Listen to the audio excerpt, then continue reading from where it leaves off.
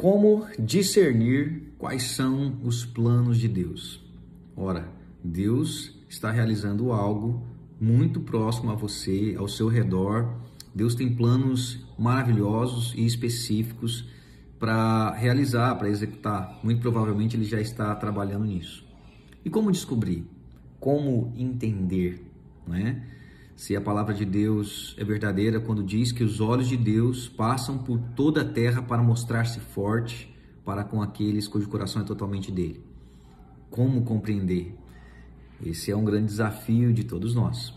Uma das maneiras é orar e clamar e perguntar para Ele: Senhor, o que é que o Senhor está fazendo? Onde eu posso me juntar ao Senhor nos seus planos? Seria a coisa mais maravilhosa que nós poderíamos fazer nessa direção de descobrir a vontade de Deus e realmente cumprir o nosso propósito. Mas não é fácil. O material Conhecendo Deus e Fazendo Sua Vontade cita um grande pastor do século XIX da Inglaterra chamado George Miller. E o material aponta que ele foi um grande homem e realizou grandes coisas. Ele fundou institutos bíblicos, distribuía bíblias, fundou mais de 4 orfanatos. Ele atendeu aí mais de 10 mil crianças e movimentou, olha o número que eu preciso até ler, mais de 8 milhões de dólares através das doações que ele recebia, né? E só orando, pedindo, perguntando a Deus de uma maneira até bem discreta em relação às pessoas ao seu redor. E quando esse cara morreu, aos 93 anos, ele tinha 800 dólares na conta dele. Porque tudo era do Senhor, então ele investia na obra do Senhor.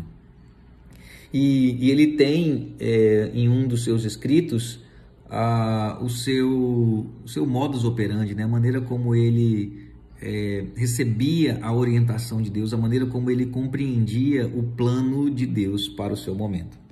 E ele escreve, eu quero ler para você aqui. Ele diz assim, olha: não me recordo de um período em que eu, sincera e pacientemente, busquei conhecer a vontade de Deus pelo ensinamento do Espírito Santo, pela instrumentalidade da palavra de Deus, e tenha por isso deixado de ser orientado sempre corretamente.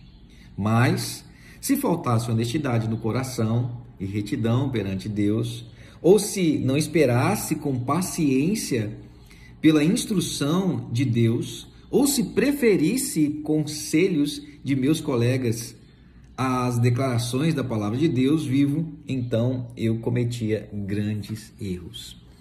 Então, olha só a maneira como ele sempre acertava. Quando ele buscava a direção de Deus com sinceridade, isto é, sem levar em consideração, né, os seus próprios desejos egoístas, egocêntricos, quando ele se importava mais com o que Deus pensava ou sentia, quando ele esperava com paciência, talvez aqui esteja o meu calcanhar de Aquiles, esperar, né, esperar a resposta, esperar o que Deus tem, esperar é muito difícil para esse mundo ansioso no qual nós vivemos.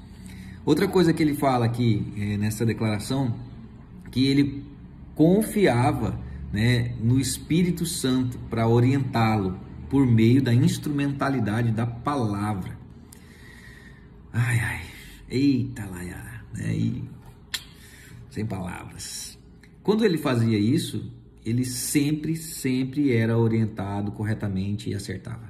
Porém, contudo, todavia, no entanto, quando este camarada querido não agia com honestidade, quando faltava retidão nesse sentido de buscar mais o que Deus queria do que ele, quando ele era impaciente, quando ele não prestava atenção nas escrituras e nem na orientação do Espírito, ele falhava.